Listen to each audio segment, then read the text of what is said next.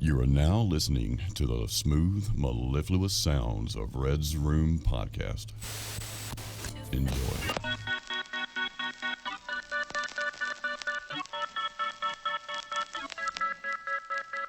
Welcome to episode number 29 of the Red's Room Podcast. I'm your host, Red. And I'm your co-host, Jake. And today we are talking about the Stoned Ape Theory. As always, our references are in the episode description.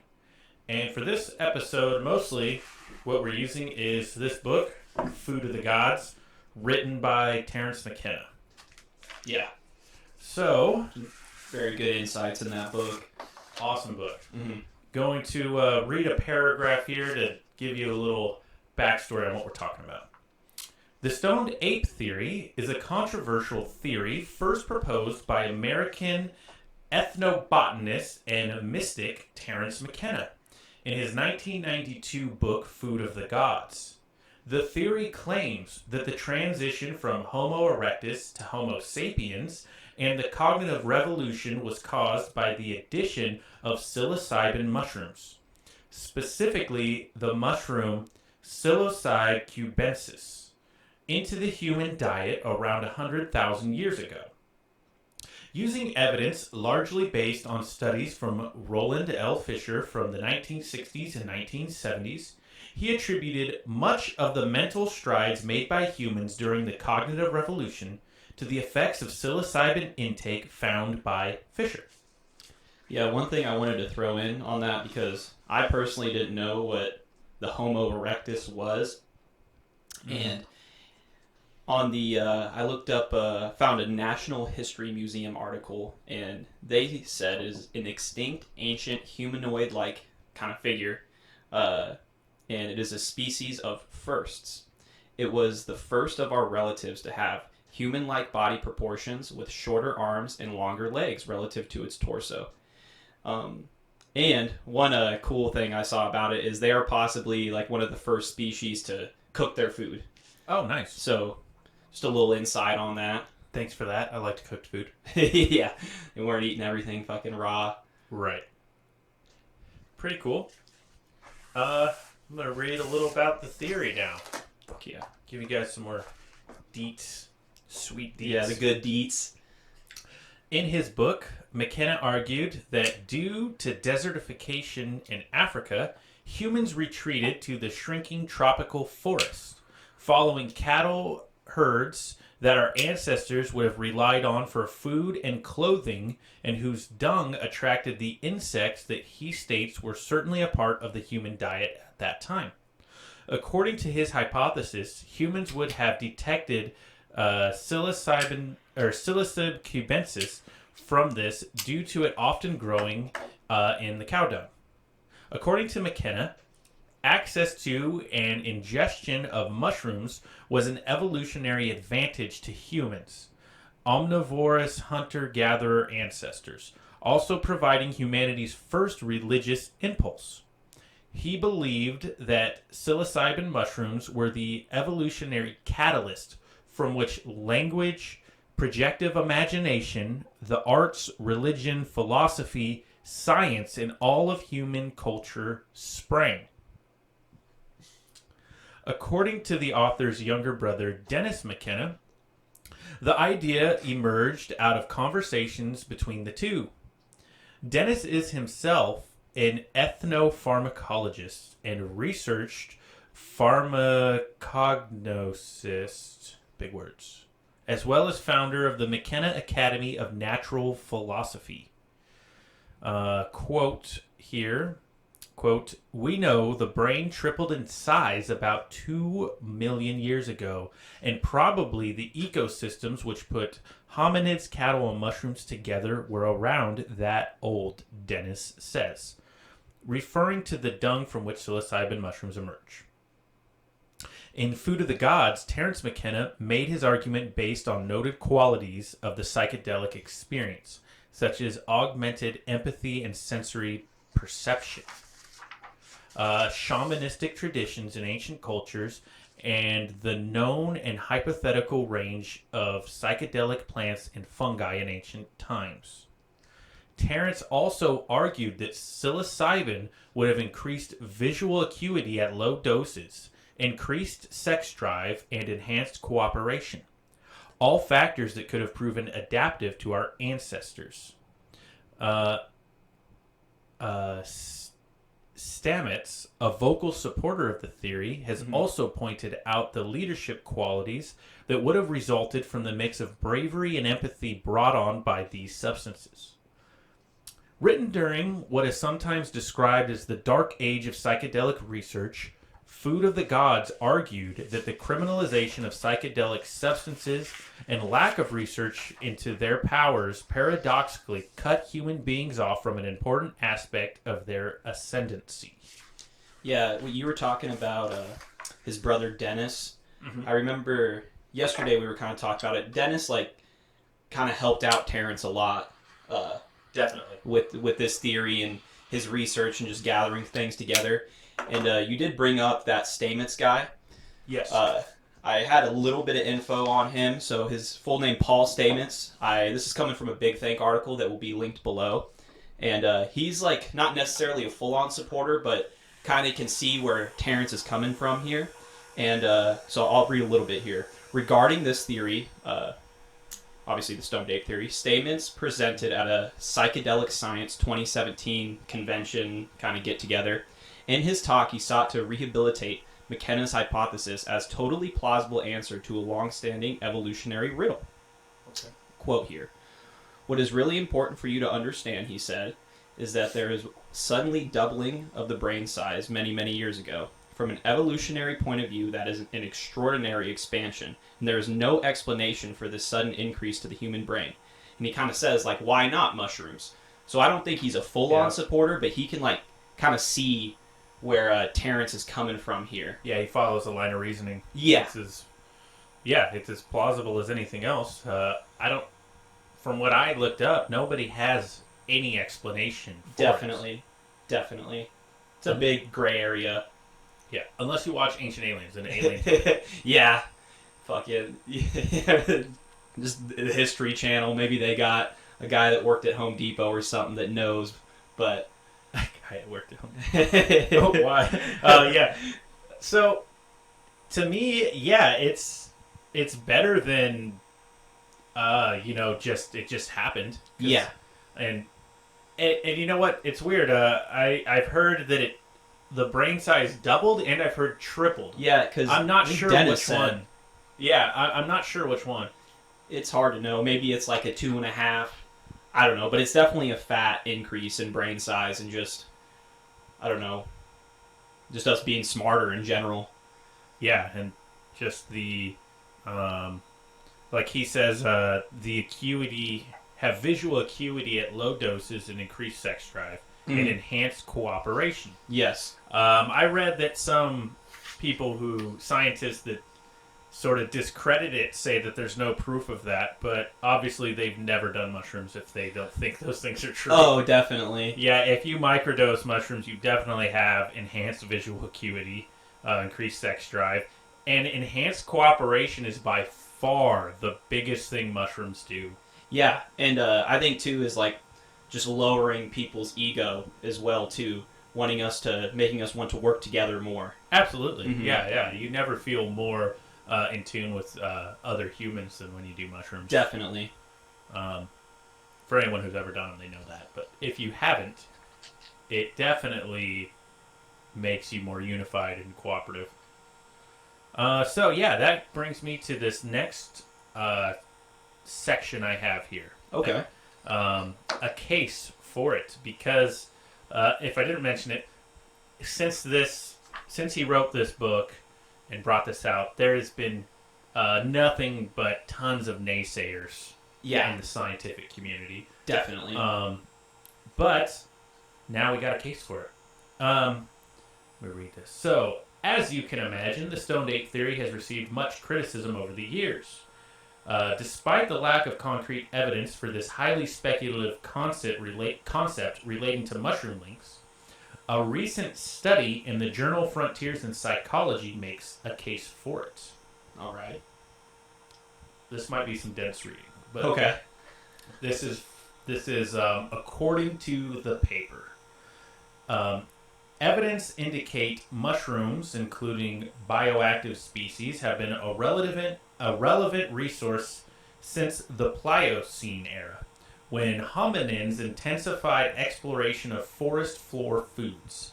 Psilocybin and similar psychedelics that primarily target the serotonin 2A receptor subtype stimulate an active coping strategy response that may provide an enhanced capacity for adaptive changes through a flexible and associative mode of cognition.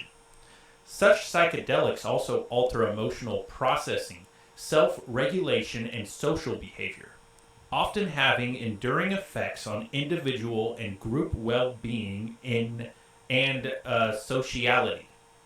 Okay. A homeostatic and drug instrumentalization perspective suggests that incidental inclusions of psychedelics in the diet of hominins and their eventual addition to rituals and institutions of early humans could have conferred selective advantages. Hominin evolution occurred in an ever-changing and at times quickly changing environmental landscape and entailed advancement into a socio-cognitive niche, i.e. the development of a socially interdependent lifeway based on reasoning, cooperative communication, and social learning. In this context, psychedelics' effects in enhancing sociality, imagination, eloquence, and suggestibility may have increased adaptability and fitness. Okay. Okay, take a breath. One more paragraph. It is dense reading. This wraps it up a little bit. So the last paragraph. We present interdisciplinary evidence for a model of psychedelic instrumentalization focused on 4 interrelated instrumentalization goals: management of psychological distress and treatment of health problems, enhanced social interaction and interpersonal relations, facilitation of collective ritual and religious activities, and enhanced group decision-making. The socio-cognitive niche was simultaneously a selection pressure and an adaptive response, and was partially constructed by hominins through their activities and their choices. Therefore, the evolutionary scenario put forward suggests that integration of psilocybin into ancient diet, communal practice, and proto-religious activity may have enhanced hominin response to the socio-cognitive niche, while also aiding in its creation. In particular, the interpersonal and pro-social effects of psilocybin may have mediated the expansion of social bonding mechanisms, such as laughter, music, storytelling, and religion, imposing a systematic bias on the selective environment that favored selection for pro-sociality in our lineage. Okay. Yeah. So that's what it's saying. So, and I there is a link to this study. If you want to look that up and read more of this dense material, but it's basically making the argument that psilocybin or psychedelic substances helped create our beginning society and religions, and were very beneficial for us in adaptability and helped us work together. There's also So they don't argue the doubling or tripling of the brain size. I will say that they don't support Terence in that, but they support the rest of his theory in their findings, and I find that very interesting. Yeah, on the wiki too, it talks about how psilocybin would trigger activity in the language forming region of the brain.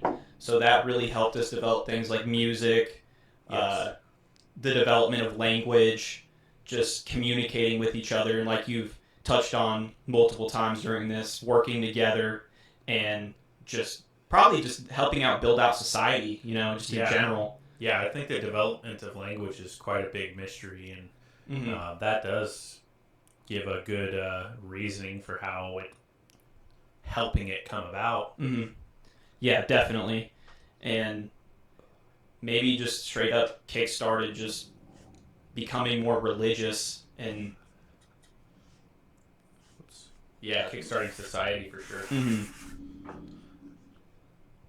But it is very interesting, just his whole idea of psilocybin, mushrooms, just magic shrooms, just making us more OP. Just in general, just buffing us, just fucking... It is kind of weird, too, how he really does talk about how it made us reproduce, like, a lot. Increasing sex drive? Just in general, and maybe increasing the diversity with the increased sex drive, the mixing of genes and... Right. I mean, I think everything in evolution, on the theory of evolution, revolves around us reproducing. Definitely. So if you're increasing sex drive and increasing reproduction, that's only going to help expedite things, right? Yeah, definitely. One would think. So I have another, when I was talking about before that Paul Stamets guy, I have another lady I found from that same Big Think article that will be linked below. Her name is Amanda Fielding, and she is a part of the psychedelic think tank Beckley Foundation. And I did look into them a little bit, and one thing that gave me a little more confidence in her is that they're a nonprofit organization. And she says, however, that the Stoned Ape Theory is, at very least, a valid reminder that humans have always been drawn to and fascinated by mind-altering substances. Quote here, the imagery that comes with the psychedelic experience is a theme that runs through ancient art. So I'm sure that psychedelic experiences and other techniques like dancing and music were used by our early ancestors to enhance consciousness, which then facilitated spirituality, art, and medicine. So I think it definitely did. Whether you want to believe in the doubling the brain size, like you said, he doesn't even a lot of naysayers don't believe in that, but you definitely can understand how just opening our minds up, just in general. Just making us work together and come together into a better society. Definitely. Forming religion, there's a lot of arguments or a lot of early religions were formed around psychedelic substances. So that makes sense. I mean, even the Indians and the Aztecs use psychedelic substances in their cultures. Yeah. So I don't find it that crazy. Me either. And I hope in this day and age it's getting a little more of the socially acceptable. Yeah, a little more of the appreciation that the work that he did in this book deserves. Definitely. This is just a tough topic to cover in general, but I think he did a damn good job, Terence McKenna, trying to kind of piece this together. In my little brain, it's hard for me to fully grasp all of this, but all I can say is that it's definitely plausible.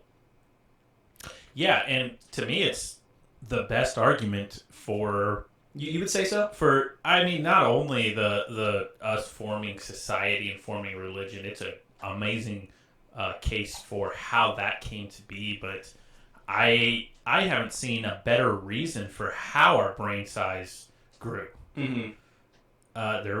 There really is, to me, no better answer than that. Yeah, you were telling me before how there's really not, if any, there's very few explanations of how. So his idea with magic shrooms, like, I can see it. Well, the whole idea of evolution is very, very slow changes over long periods of time. So it just didn't make sense how in this, as far as evolution goes, shorter period of time, it grew so much. That is a really good insight how you worded it that way. Maybe it really was the shrooms. Maybe it was aliens.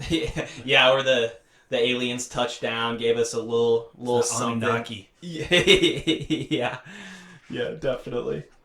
So I got another section here to read on this. Okay. The Stoned Ape Theory is not likely to leap into the level of scientific theory in the foreseeable future. but the sort of modern psychedelic reconnection that Terence McKenna and other advocates might well come to pass, especially as more studies examine potential therapeutic uses.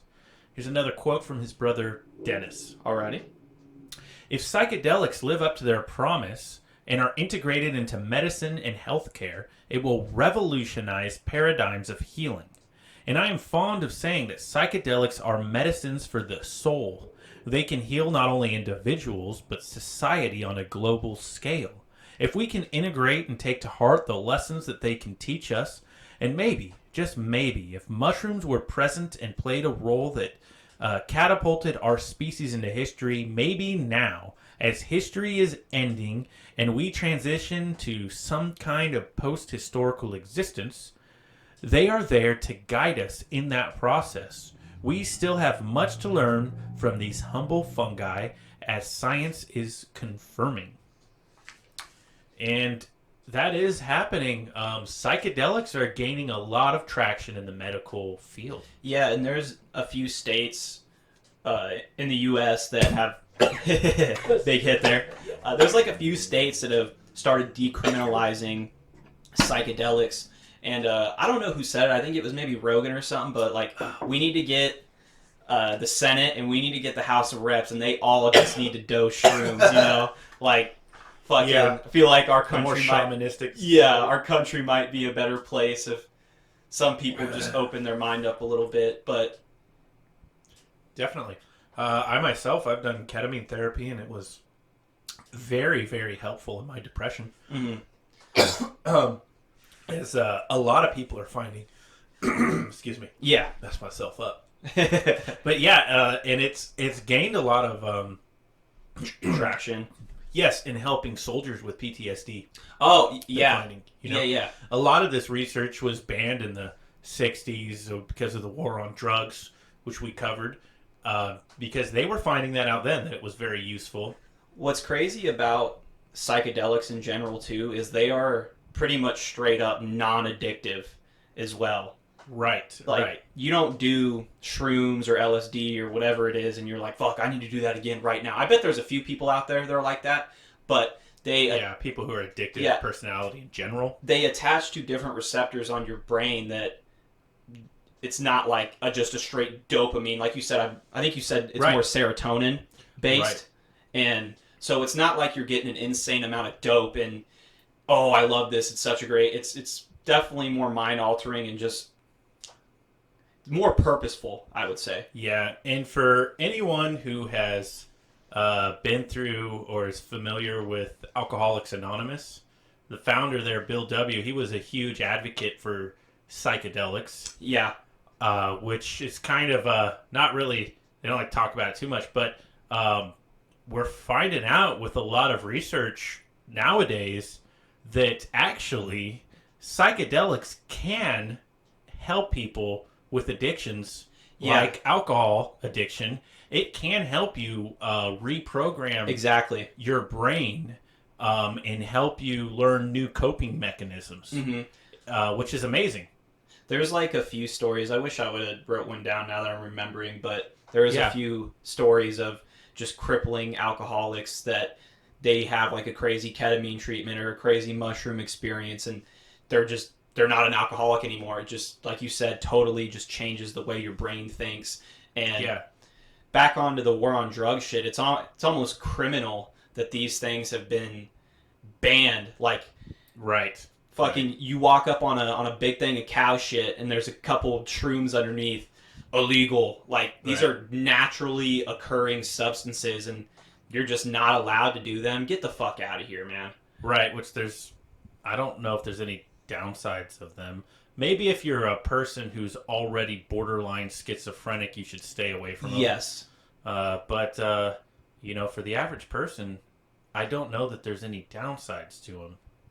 I think the only downside is maybe an ego death or a rough night or something, but I feel like the majority of people, even if you have a crazy experience like that, you come out on the other side a better person. Yeah. With these things, I think what a lot of people don't understand is a big part of them is your intention when you take them. They Yes. seem to be very responsive to to your brain and your reasoning of what you're trying to get out of it. So if you're just taking them to just screw around, then that's okay. You're just gonna have a trip or whatever. Yeah. But if you're taking them, like some of these more religious, shamanistic cultures do, they have a whole ceremony around it. They're preparing your mind. Mm-hmm. They're guiding you through it for a more spiritual reason. It's very helpful. And then nowadays, in the clinical setting, when they're giving it to you for a more therapeutic reason, if you're going in there with that mindset, then it's having that effect. I think it's definitely, that is a big point of it, is going in with a certain intention, but also your surrounding environment as well. Yes. Where maybe you're in a more comfortable spot, or you have like a shaman that sets something up where he knows what the fuck he's doing. Absolutely. And if you go in with the right intentions and a good area, like, you can definitely really help yourself and better your mind. Absolutely. And that's been proven a lot Definitely in recent years, and I look forward to seeing more research on it. And who knows, we already have ketamine clinics. Maybe there will be more clinics for different things, and we'll find out that, hey, a lot of these prescription drugs you don't need to take with all these side effects that only seem to be kind of a bandage to problems. Maybe we'll actually be able to really heal some of these issues that so many people have these days, and I'm empathetic to that. I feel the exact same way. It's also just overall, you can take something that's made in a lab, but you can't do something that is just naturally fucking occurring. Right. And actually, a lot of pharmaceutical companies are trying to develop their own type of psychedelics now. Yeah. So you're going to get these designer psychedelics, which, hopefully that goes well. But we got the good old natural ones already. So I'm saying, I want the real shit, man. Give me the real shit. Yeah. I'll take the mushrooms without the shit on them. But, Hey, I think that's all I got on it. Did you have any other research or anything else points to add? I think we covered it pretty good. One thing I do like about this theory is it's pretty straight up. Like, it's what it is. There's not a lot of BS surrounding it, in my opinion. And, I don't necessarily want to say I full believe in this is the reason why the brain doubled, but it definitely did just help humanity in general. I agree. I think, if anything, I think that part of what is proposed is pretty logical. Mm-hmm. I would totally agree. And it is crazy how many naysayers there is. Oh, yeah. There will always be. Mm-hmm. They just need to do some trims. And yeah, right. Definitely. Great book. We recommend it. Pretty dense, but if you're into the subject, it doesn't get better than that. Definitely. It's a good read. Yeah, so, we appreciate it. Till next time, I'm Red. This is Jake. Thanks for listening. See ya.